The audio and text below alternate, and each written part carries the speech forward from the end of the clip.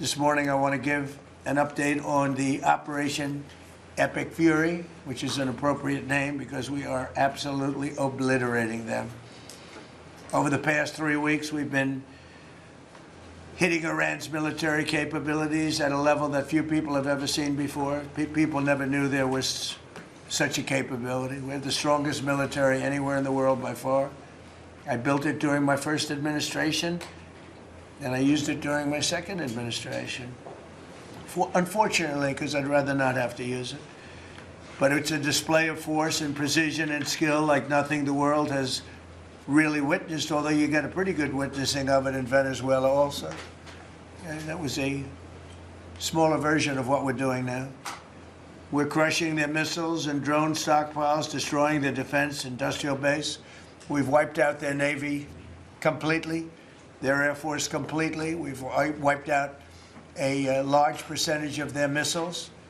And the missile launchers, without the launchers, the missiles don't do any good. And we've knocked out probably... This is the funniest cope, too, because, like, the TLs are just, like, they're literally K-trucks. So when they talk about, like, wiping out missile launchers, these are unimaginably inexpensive tools. They're very easy to repair. You can repair with, like, I mean, they're basically commercially available products. So, like, the Iranian defense capabilities are designed in a way where they're easy to replace, easy to repair, and quick to build. It's all retrofitted commercial trucks. So even as far as like the economic damage that they're receiving, it's marginal. It's inconsequential. And as far as like limiting their strike capabilities, it's also clearly not true. Right? Hoodie check. Yeah, I'm wearing Operation Woke Sharia Law. New merch. Close to 90% of the launchers, probably more than 90% of the missiles themselves. Between some they fired and more than they fired, we knocked out. We've also destroyed a lot of the factories. We're continuing to do that, but a lot of the factories where they manufacture the drones and the missiles. The drones, too, are way down, but the reason they're down is they go one way and they don't come back. Yeah. That is insane. This is in, I assume this is in, is this in Iraq? Looks like it overheated after firing rockets at the military installation at Baghdad International this evening. Yeah. Technical alignment charge. Doctrine purist. A technical is used for raiding, recon, skirmishing, and patrol for an irregular force. Structure purist. A technical is a non-standard light tactical vehicle based on civilian pickup truck. A Toyota Hilux with a machine gun is technical. Structure neutral. A technical is any vehicle modified for combat. A Tachanka is a technical. A gun truck is a technical for the doctrine neutral, but the structure neutral. A technical is used for any combat activity. A doctrine radical. A technical can be used by anyone for anything it is good at. A Pok Pung Ho tank is a technical for the doctrine neutral and the structure radical. The Killdozer was a technical. I mean, this is insane, dude. This is insane. This is beast mode, and it's also impossible to fucking withstand. Impossible to... A Hezbollah fighter wears his own burial shroud in the battle. He's already accepted death in defense of homeland. Yeah, I mean, that's the other part of the story as well. But like this is crazy, man. This is some Mad Max shit. What am I looking at? This is a regular car that they retrofitted the trunk space with missile launchers. Like,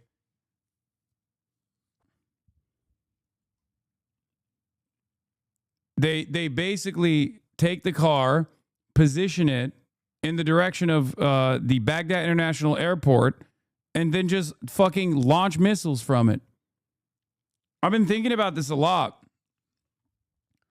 If the AK-47 was like the symbol of revolutionary warfare, gritty, cheap, effective, could work in all terrains. Now it's the Shahed drone.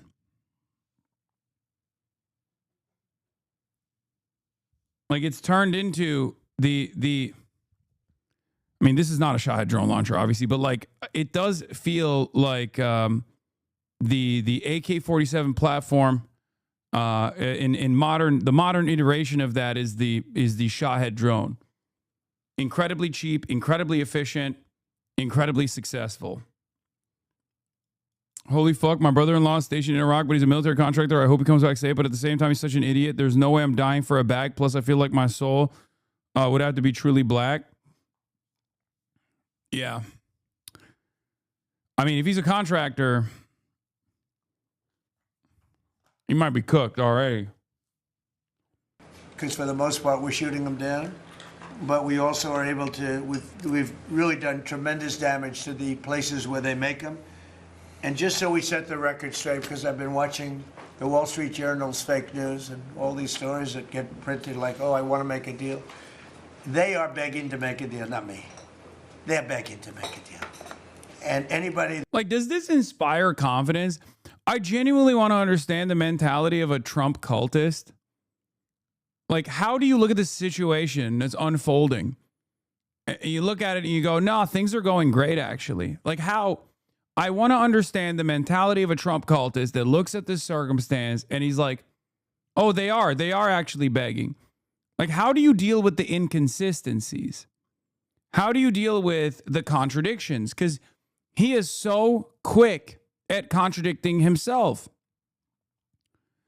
It's not like we're talking about, sure, an information vacuum that exists, right? There's an information vacuum, you say. Okay.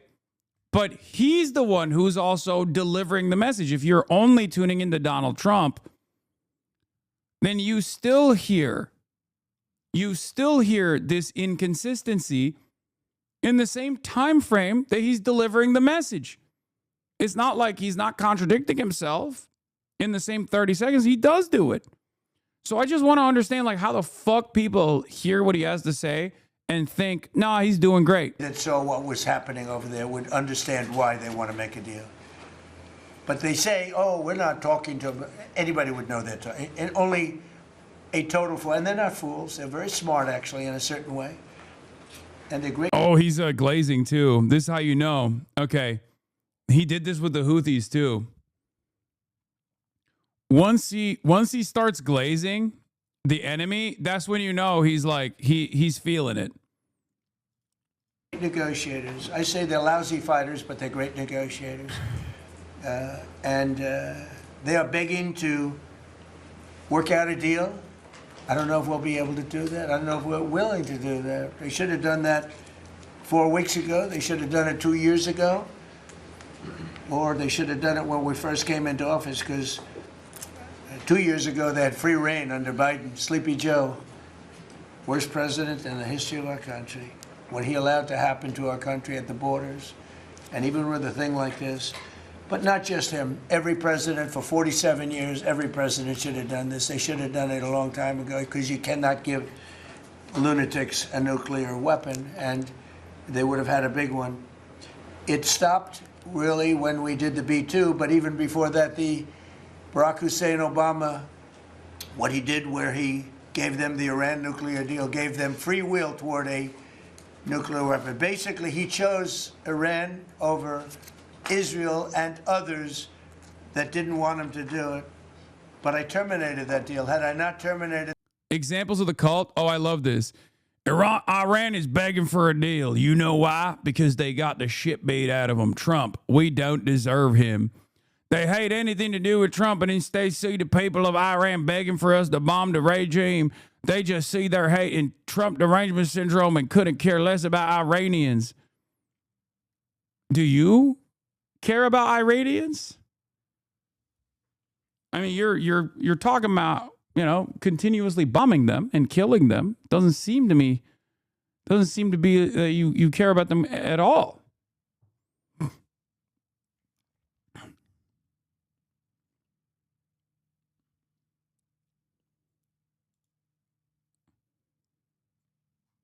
New angle for why Israel and America aren't winning this war. The Iranians simply don't understand just how severe the damage to them is, and that's why they keep going. Oh my God. Oh my God. Brigadier General Oren Solomon, the Iranians are taking very hard blows from Israel and the US on the military front. And in my estimation, they don't understand how severe the damage to them is. And that's why they keep going. Wow. That's crazy. I mean, one could say this is projection. You might think it's hubris. I say projection. I say Israel, as a matter of fact, doesn't understand what is unfolding. And that's precisely the reason why they're continuously sending armored vehicles without infantry cover into mountainous territory in Lebanon and getting their $6 million tanks turned into fucking, tin cans where people catch on fire inside of them when they incur ambushes. So, yeah. And that's all while, the Israeli defenses have been depleted and Iranian missiles keep striking targets. Because what's going to end up happening is, right now, the cluster munitions open up at higher altitude, which is imprecise, right? It's just to take pot shots and frustrate the civilians, right? Because those sub-munitions can't actually penetrate shelters or anything like that, right? But eventually, even if they're lobbing those cluster munitions, they're going to start opening the sub-munitions up in lower altitude. And when that happens, they can be significantly more precise with their targeting. When that happens, you're busted. You're cooked. That's when you'll know the Israeli defenses have been spectacularly diminished. Okay? And it's already happening. It's already happening right now, where Israel is making hard choices, hard calculations as to which areas that they can defend with their diminishing capabilities. And that's precisely the reason why you're seeing more and more Iranian ballistic munitions penetrate the aero systems and actually strike targets inside of Israel. Amit Segal agrees with you. Of course he agrees with me, because he's reporting on the reality on the ground. Israel has become convinced that Trump may try to end the war soon and therefore shifted most of its airstrikes from targeting the destabilization of the Iranian regime to inflicting severe damage on its military. The shift indicates that Israel has given up. This is Cope, by the way. The shift indicates that Israel has given up on the dream of toppling the regime through air power. This is Cope. This is face saving. Why wouldn't you have destroyed their military capabilities ahead of time if you had the capacity to do so? It's so fucking stupid. It's a lie. They've literally flexed and said they've bombed Iran 5,000 times. Okay. Oh, really? You were just bombing the same, regime targets 5,000 times? No, you were bombing their military targets as well. How much success you have had in terms of deteriorating their strike capabilities, well, that remains to be seen. As a matter of fact, it's pretty obvious that it hasn't been that successful, considering that Iran has received more success. Iran has actually experienced more success in striking Israeli soil. What is this? It sounds like you want Iran to win the war over Israel and America. What country are you living in? And I'm asking why he wants Iran to win. I've explained this already. It's the best case scenario for ordinary Americans. It's the best case scenario for ordinary Iranians. America retreating from this senseless bloodshed is good for everybody. It's literally win-win-win. It's good for the world. It's good for American citizens in general. We need to be humbled a little bit. Okay, our forces, our endless, expansive military ambitions, our senseless bloodshed all around the world needs to come to a close so that we can actually focus on ourselves. Ironically enough, Donald Trump actually kept repeating this point, not in those terms, but he kept repeating the same energy, right? He would be like, "Oh, why are we doing all these regime change wars?" Right? I assume you're a little bit of a Trump sympathizer, so you should be sympathetic to this message. Trump presented himself as an isolationist initially. Obviously, he's changed that now because he's clearly not an isolationist, but like he ran and won on isolationism. And what was the argument? The argument is, why the fuck are we spending all of this time, all of this effort, all of this money on killing people overseas? Leave them alone and let's focus on ourselves. It's a very simple message.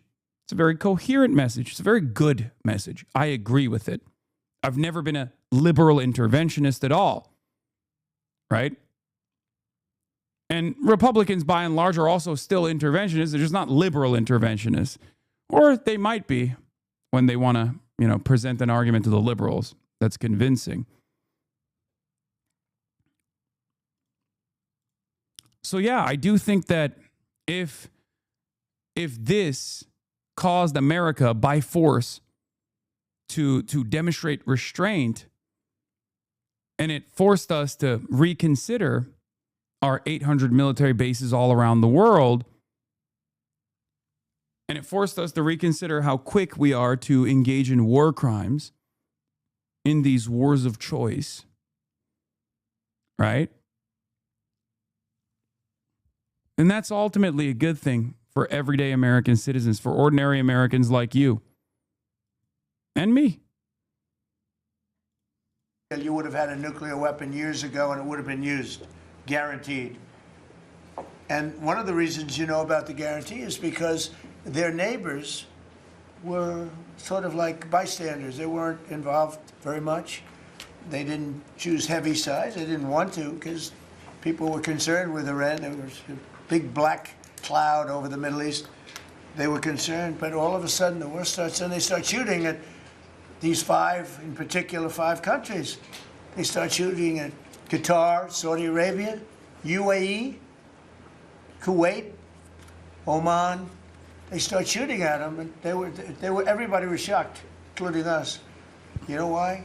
Because they're sick, and they had a plan to take over the Middle East. And some of those missiles that were shot at them were locked long before we even started this process. They were locked and loaded and aimed at those countries. They wanted to take over the Middle East. But there are parts of this where like the truth slips out when he says like, well, they're doing more than we thought they would. That's when like a little bit of honesty slips out of the commentary, right? Like he wants to say we're fucking punishing them and we're winning, and he does say it every now and then, but in between those moments there are instances of honesty, brutal honesty, cold, hard honesty. we happened to come along, so it wasn't so easy. So right now their Navy is sunk in the largest elimination of a foreign Navy that has taken place, maybe ever, but certainly since World War II. Their Air Force is gone. Their anti-aircraft and communications capabilities are totally dismantled. And one of the problems they do have when they deal with us is we deal with people and the people aren't able to communicate with anybody else. So, because all of their leadership has been gone. The first level is gone, and they meant to pick a new level, and they're gone. They're all gone because they didn't make a deal and because they're sick people. They're really sick. They're really sinister, sick people.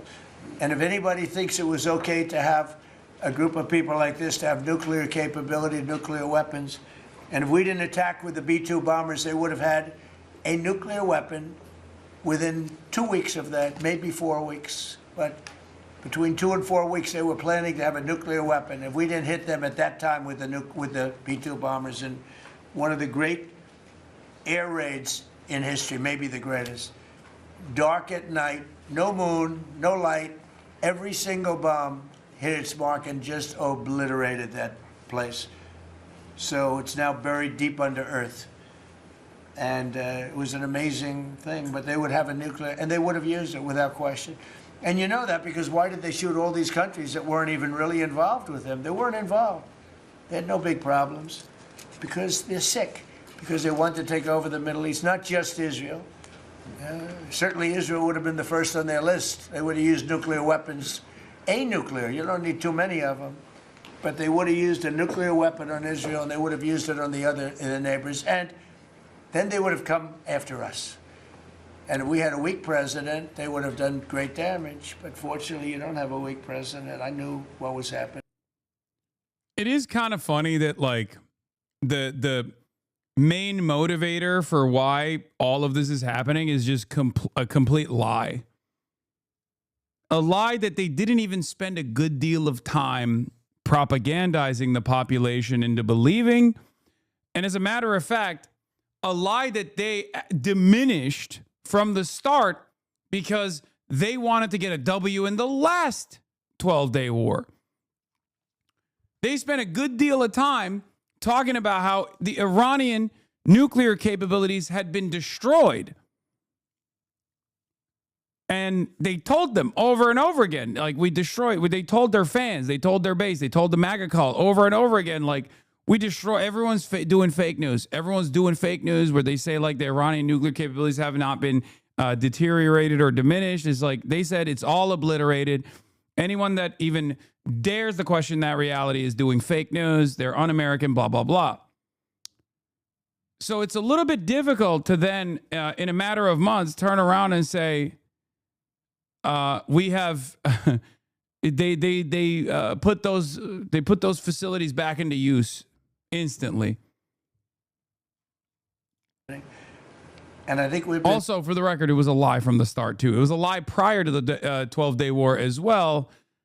It's just a lie that they keep deploying and then undermining and then deploying again. proven right. You know, they took one missile, went 2,500 miles. They supposedly didn't have a missile like that. They had no missile with that capability. But they shot the now famous Ireland, the island that the UK was very afraid to give us because they didn't want to get dragged in. But we don't want to get dragged into their wars either. You know? It's one thing we're very disappointed, I'll say it publicly, we're very disappointed with NATO because NATO has done absolutely nothing. And I've always said, 25 years ago, I mean, I was somebody that wasn't a politician, but I was always involved in politics and I understood politics. I said 25 years ago that NATO's a paper tiger, but more importantly, that we'll come to their rescue, but they will never come to ours. And I want you to remember that we said this. They didn't. We're not the paper tiger. NATO is. Okay, what's NATO? NATO is America, dumbass. When you say NATO is a paper tiger, you're saying we are a paper tiger. We are NATO. Without us, there is no NATO. Who is this argument for? He's doing the classic, like, throw allies under the bus move that he does all the time. Yet another clear-cut sign, at least if you know how to read Trump, this is yet another clear-cut sign that he knows the war efforts are not going well. Right? Think about it. This is what he does. He throws motherfuckers under the bus when shit actually goes south. Come to our rescue. Now they all want to help. When they're annihilated, the other side is annihilated, they said, we'd love to send ships. They actually made a statement, a couple of them, that we... This is the traitorous lobby AIPAC trying to tell Americans who they can and can't speak to. Israel will decide for us who is allowed to speak in American media, they say. Then this lobby pretends it has no control. Good, then you can fuck off. We don't care what you think. Yeah.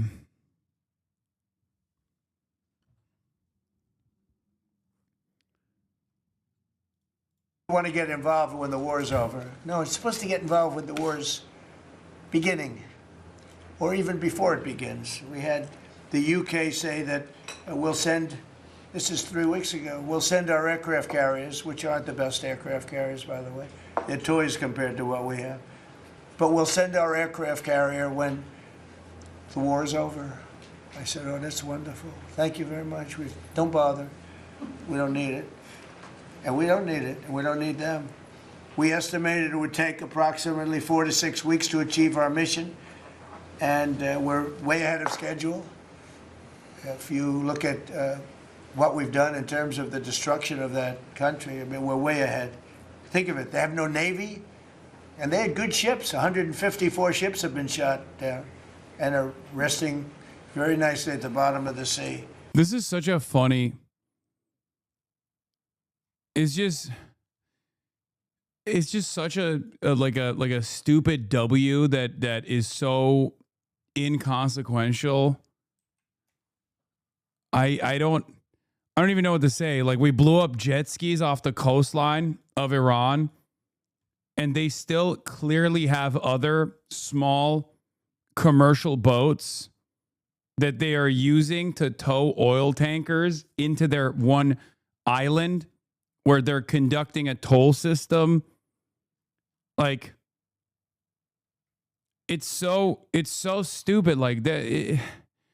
Okay, yeah, we blew up a ship that was not even in combat or anything like that. It was invited to do a demonstration alongside the navies of numerous other countries, and we engaged in like such an immoral act. And then we took that as a big W, like, oh, it was so wonderful that we shot this ship down that didn't even have arms on it, you know?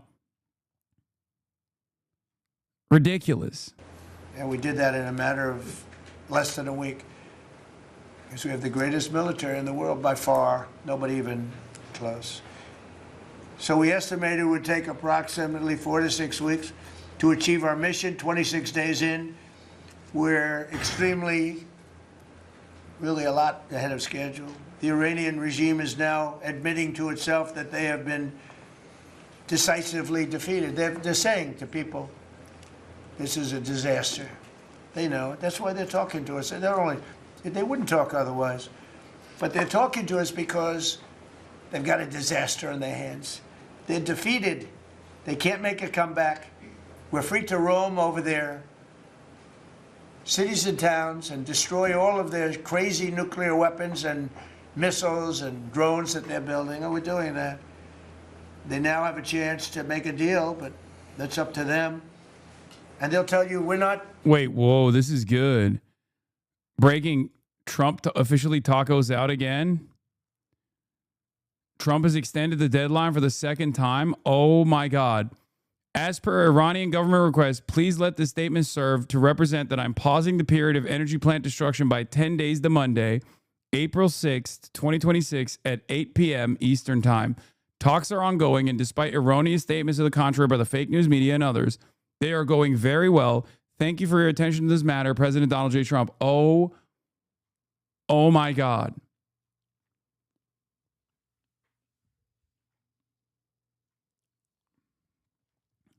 Oh my God.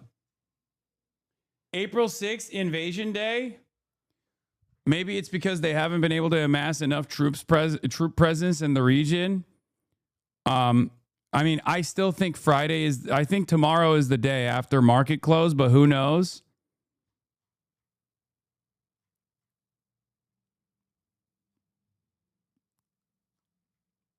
But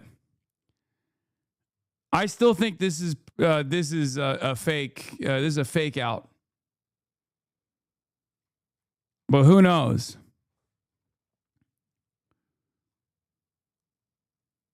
He said this because of today's market close.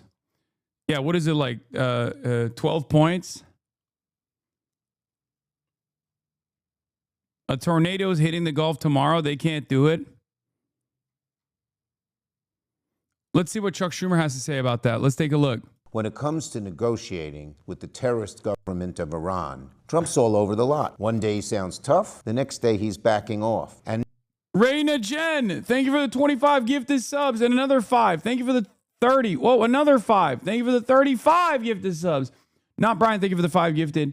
And a strange sparrow, thank you for the 5 gifted. All of a sudden, we find out that Witkoff and Rubio are negotiating a secret side deal with Iran. What kind of bull is this? They're going to sound tough in public and then have a side deal that lets Iran get away with everything? That's outrageous. We need to make that side deal public. Any side deal should be before Congress and most importantly, the American people. If Taco Trump is already folding, the American public should know about it. Yeah. Fantastic. Thank you, sir. I mean, that's an old one, by the way. Obviously, for those of you who don't know, that's like a old but gold from Chucky. Okay. If you want to know where his opinion is, yes, it's an old video. I'm using it as a meme. I'm using it as a placeholder to show you what his actual perspective is on this stuff. But,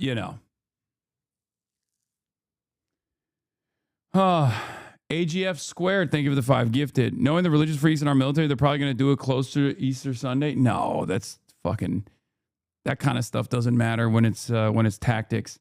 Can of Salamanders, thank you for the 5 gifted.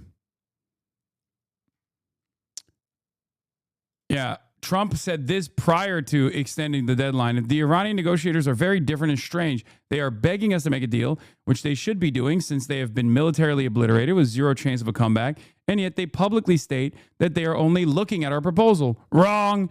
They better get serious soon before it's too late, because once that happens, there's no turning back and it won't be pretty. Every time he says stuff like this, the market suffers. And then he has to go back and be like, no, just kidding. We're actually doing great. We're doing great. Here's how it works and how it's worked so far. Donald Trump comes out, does something spectacularly stupid. Iran retaliates. Market responds a deep red. Okay? Then Donald Trump tries to correct it by turning around and saying, oh, they're begging for a deal with us. They really want a deal to happen. And we're very favorable. We're looking at this deal very favorably. Then the market corrects itself because they're just like leaning into any positive message they can. Okay? Then the Iranian government comes out and says, that's not true. We're not dealing with you guys at all. Fuck you. Here's a couple missiles in the direction of Israel and in the direction of your military bases in the region. Okay? Then the market plummets again. And then when Donald Trump sees that market plummeting again, even after the tough talk and the niceties, he turns around and does more tough talk, only to then pace it with positive messages once again. And it's just so unbelievably stupid.